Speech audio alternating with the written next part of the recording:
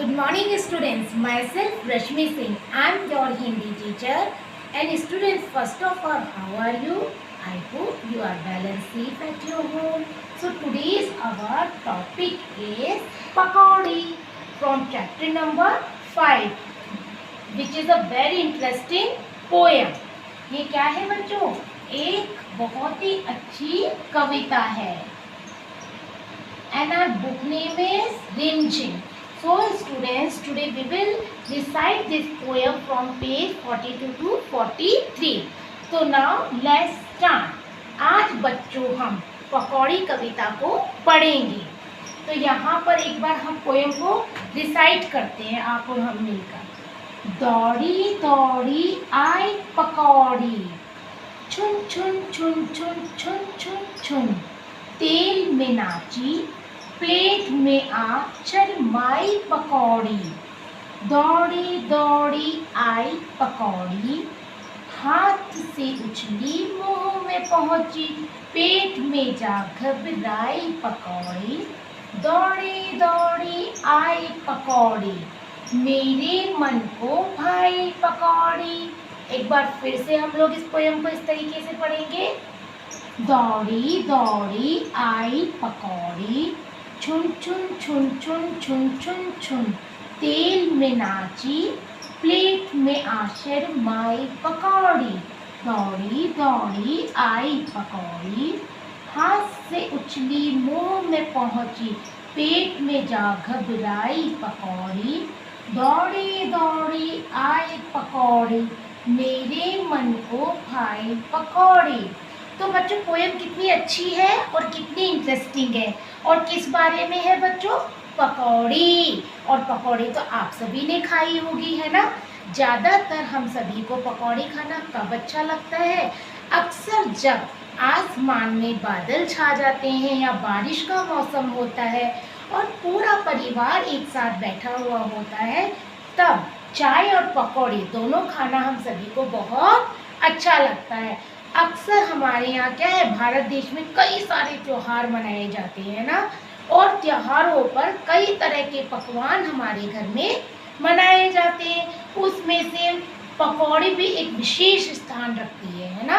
क्योंकि ज़्यादातर क्या होता है, कुछ बच्चे ऐसे होते हैं जिन्हें मीठा खाना बहुत अच्छा लगता है और बहुत सारे लोग ऐसे होते हैं जिन्हें मीठे के साथ में चटपटा खाना बहुत अच्छा लगता है. तो पकौड़ी तो सभी के मन को भाती है ना, और सभी को अच्छी लगती है, चाहे घर में त्योहार हो या ना हो.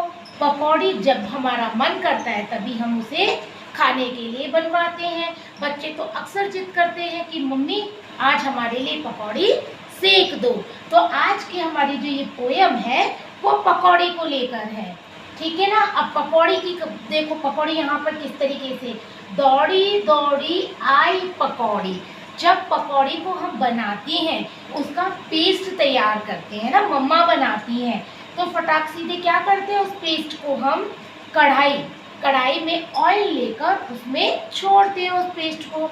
तो कैसे लगता है जब छुन छुन छुन छुन, जैसे ही कढ़ाई में पकौड़ी तली जाती है उस समय कैसी आवाज़ आती है बच्चों?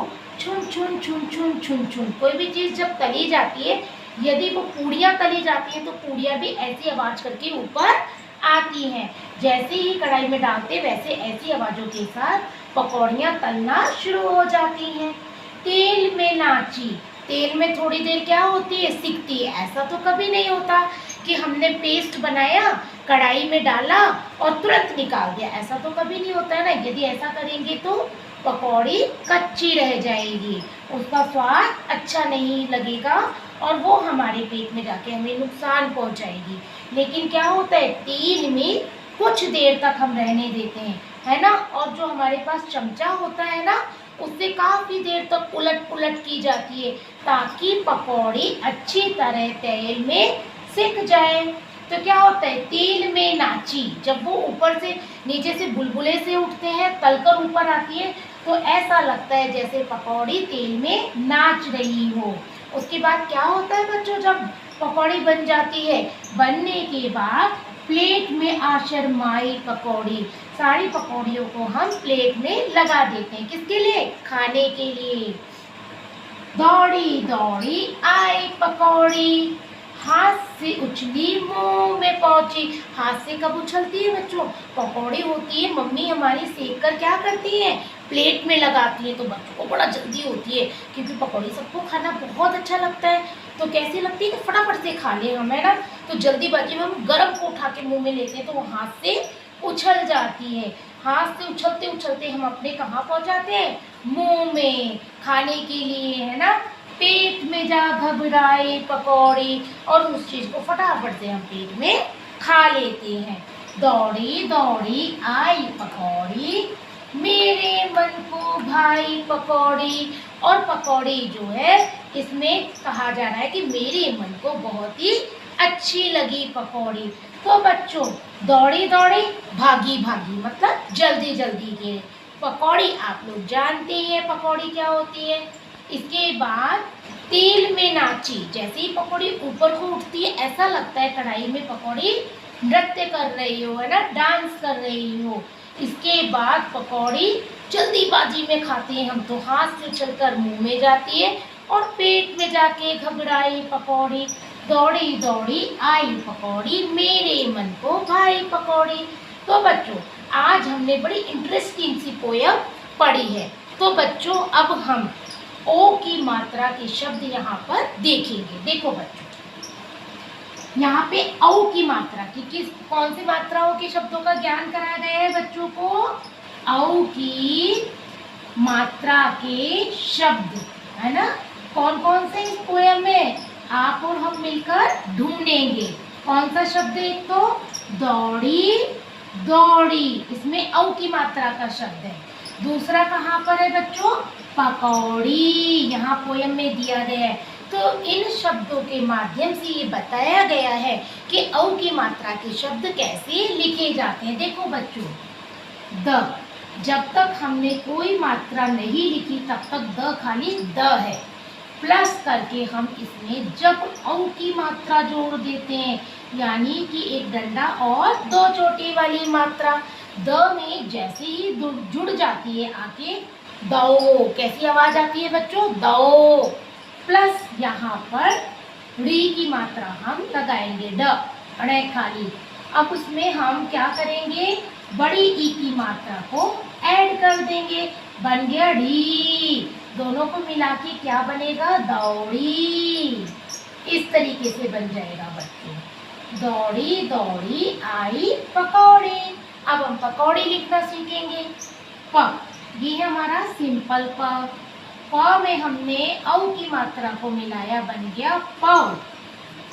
सॉरी, प है सिंपल, इस पे किसी तरह की कोई मात्रा नहीं लगी है।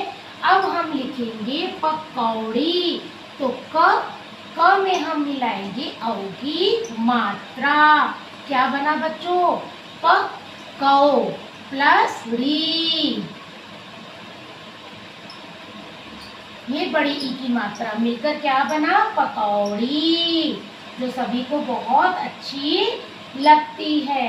इसी प्रकार से औ की मात्रा के बहुत सारे शब्द भी लिखे जाते हैं, जैसे च, च पर च प्लस औ की मात्रा प्लस की, तो क्या बन गया बच्चों? चौकी, है ना।